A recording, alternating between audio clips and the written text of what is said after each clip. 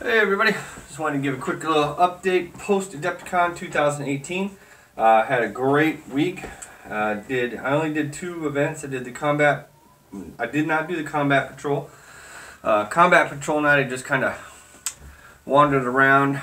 I think I played a couple of demo games in the day, which was really fun. I played Dust Tactics and that one about the Game of Thrones, the Fire and Ice. The miniatures in that were really nice, but I did make some random spot videos here and there, as you may have seen.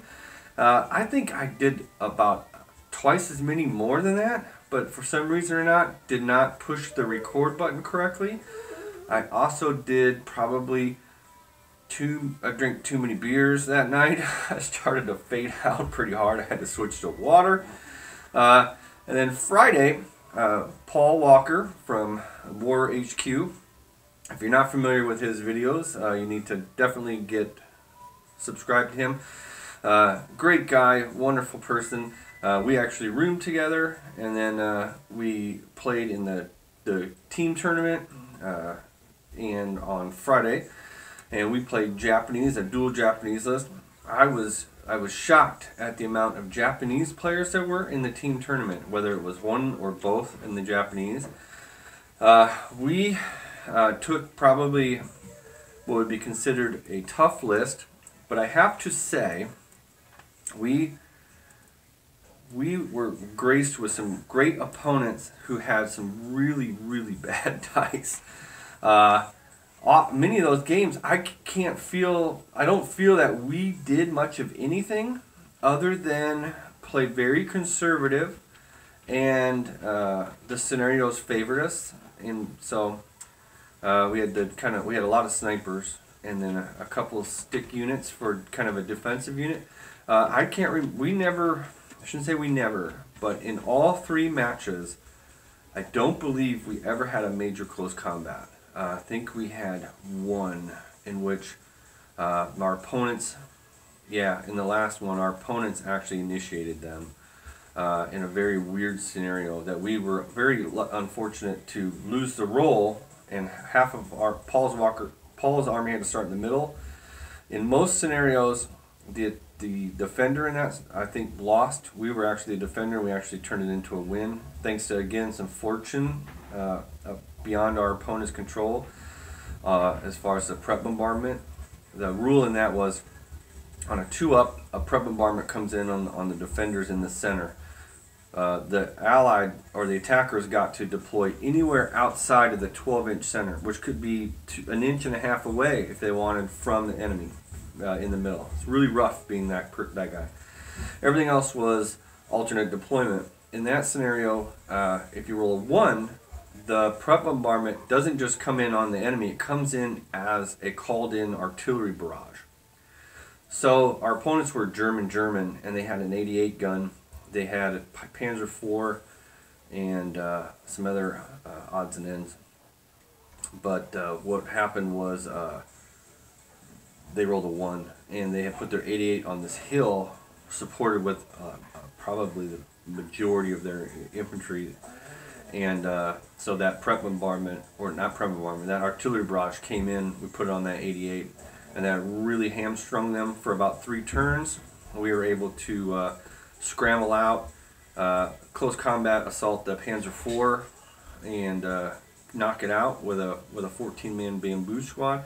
Our opponent, to his credit, was not familiar with Japanese. I think he is so now, because in reality, normally a 14-man squad would have to pass a morale check against Tiger Fear, so an additional -3, and we had, I think, a pin on us, and normally that would be a very tough morale check to pass, and he was the closest unit, so we were able to bonsai it. But other than that, and then it turned into a free-for-all scrum around the edges. With my whole army could come in. They were coming in, shooting him up.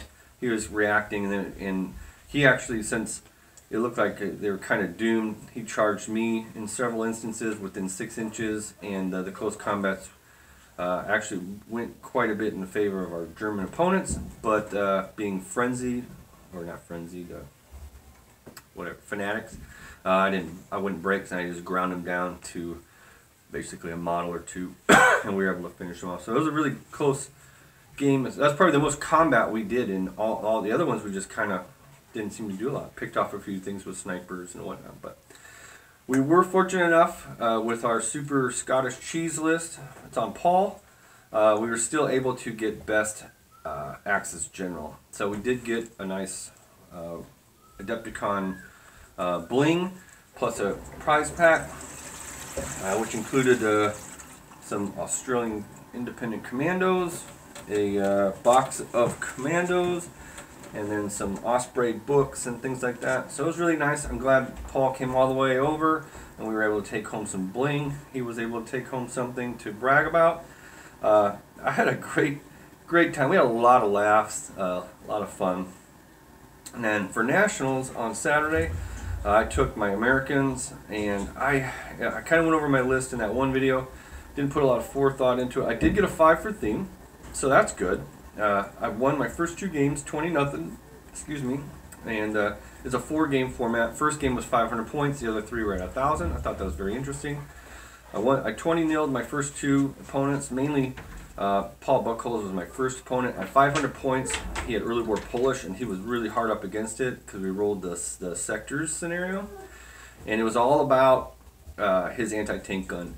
And once I was able to nullify that, he didn't have anything else to kind of keep my AA M15 from just kind of wreaking havoc on his army. He was probably my favorite opponent of everybody I played over the weekend.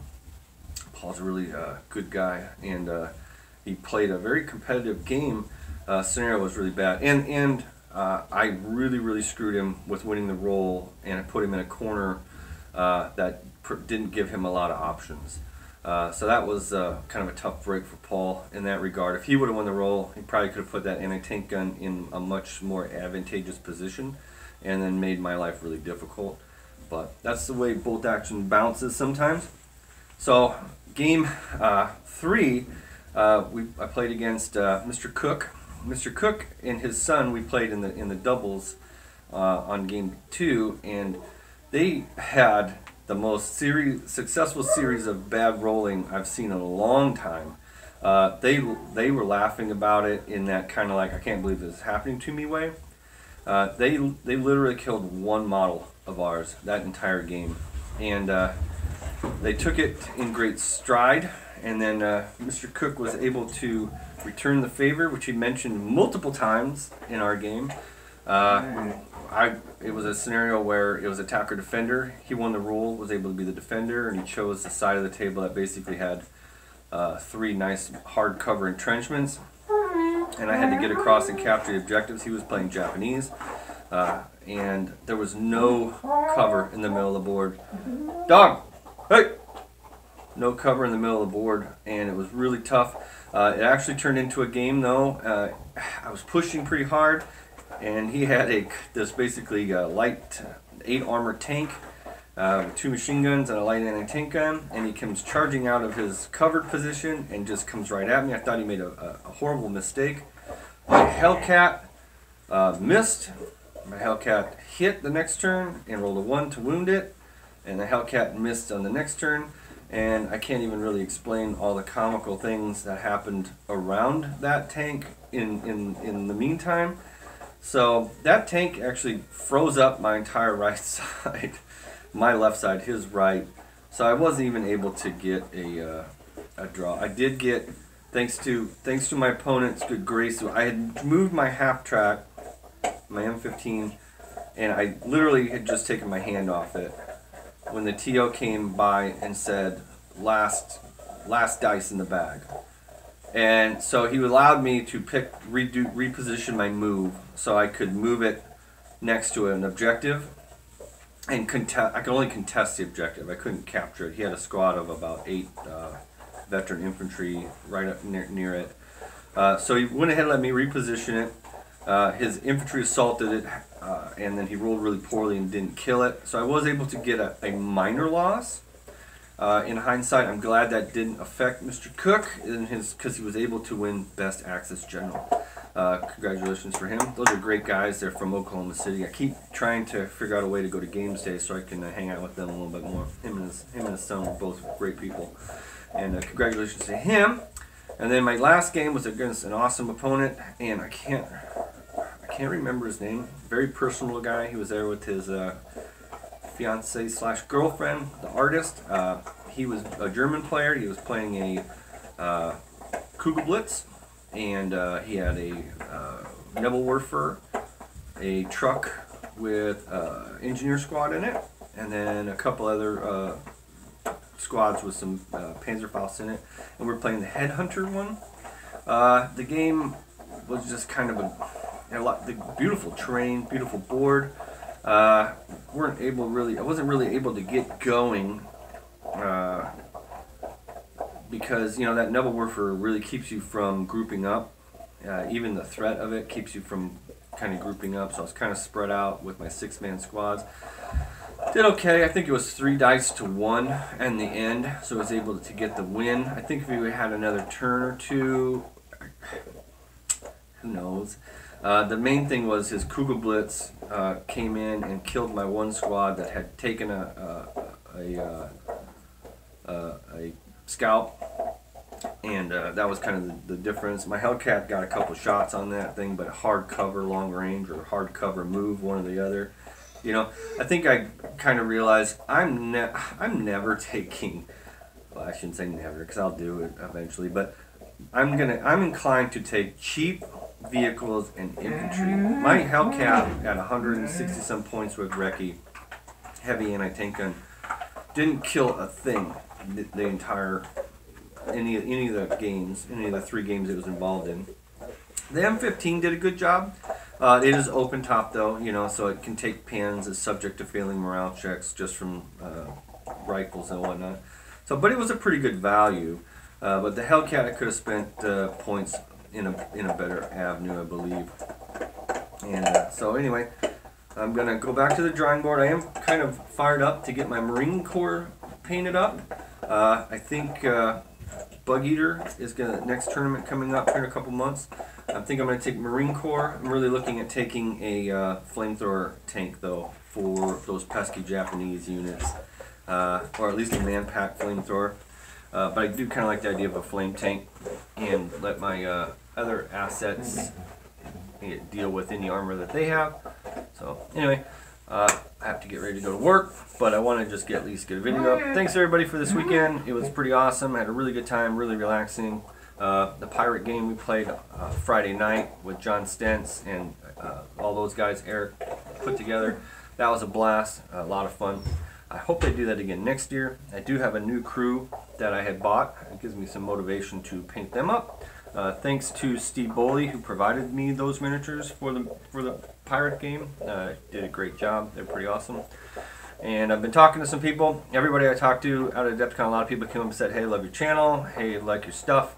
Had a lot of people say, where have you been? So I've kind of made a commitment to, if I can't get battle reports up, to start doing some videos on army building, some tactics, getting back to the basics, talk about how I build my list and things like that, and just try to get some content up. And Ryan Carlson was at Adepticon. He came out, played his finish, so we're going to try to get some games together so we can get a couple battle reports. Going to revise my patron stuff. If you happen to be a patron, you're probably wondering, what the hell, dude? What are we paying money for? And you're absolutely right.